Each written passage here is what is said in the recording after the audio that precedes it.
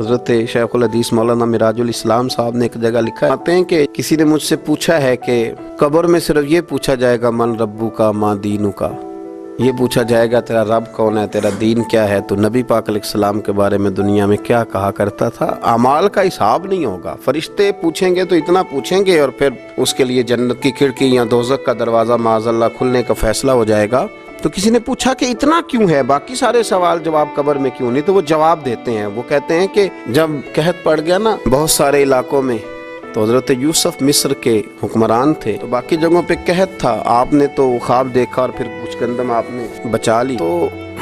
حضرت یوسف علیہ السلام کے پاس بہت سارے لوگ گندم لینے کے لیے پہنچنے لگے، تو آپ نے رستے میں کچھ چوکیاں بنا دی تھی، پولیس والے کھڑے کر دیے تھے سمجھ لیجئے، تو ان سے کہا تھا کہ جو آدمی گندم لینے کے لیے آیا اس سے پہلے اس کا نام پتہ پوچھو، بلدیت پوچھو، اور یہ پوچھو کیا لایا ہے، وہ کس چیز کے عوض گندم لینے آیا ہے، پیسے لایا ہے، کوئی اور چیز لایا ہے، یہ پوچھو۔ چوکیاں مقرر کر دی، انتظار تو تھا نا کہ میرے بھائی آئیں گے، وہ آئیں گے، حضرت یعقوب کے بیٹے آئیں گے، انتظار تو بھائیوں کا تھا، اگرچہ انہوں نے بڑی زیادتی کی ہے پر ان کو آنا تو ہے۔ تو فرمانے لگے کہ سارے لوگ آئیں تو ان سے پوچھنا کہ وہ کہاں سے آئے ہیں، وہ کون ہیں اور کیا لائے ہیں، یہ بھی پوچھنا، لیکن فرمایا جب کنعان کے لوگ آئے نا تو بس اتنا پوچھ لینا وہ کون ہیں، یہ نہ پوچھنا کیا لے کے آئے، بھائی ہیں نا تو ان کی پردہ پوشی کرنی، ان سے نا بس اتنا پوچھ لینا کہ وہ کون ہیں، وہ اگر بتائیں کہ ہم کنعان سے آئے ہیں تو بس اتنا ہی کافی ہے، ان سے پھر اگلا سوال نہ کرنا۔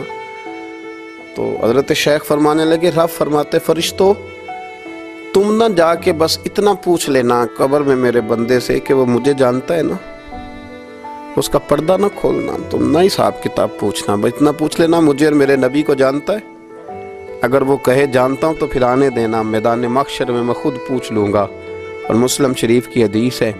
میرے رسول پاک علیہ السلام فرماتے ہیں اللہ اپنے بندے پر اپنی رحمت کی چادر ڈال کے پوچھے گا، لوگوں سے چھپا کے پوچھے گا یہ گناہ کیا تھا، اللہ میں بھول گیا تھا، یہ والی غلطی کی تھی، اللہ میں بھول گیا تھا، یہ بھی تیرا ہی گناہ ہے، اللہ میں بھول گیا تھا۔ فرمایا اللہ تبارک و تعالیٰ اس سے اعتراف کراتا جائے گا، وہ جب اعتراف کر لے گا وہ ڈرے گا کہ اب پتہ نہیں میرے ساتھ کیا ہونے لگا ہے، تو حضور فرماتے ہیں رب فرمائے گا دنیا میں نے تیری پردہ پوشی کی تھی، جا آج میں نے تیرے گناہوں کو معاف کر دیا۔ تو یاد رکھیں کہ صبح قیامت بھی اللہ تبارک و تعالیٰ کی بارگاہ اپنے بندوں پر فضل فرمائے گی، رحمت فرمائے گی، تو یہاں بھی اس کے کرم کی امید رکھیں، وہاں بھی اس کے فضل کی امید رکھیں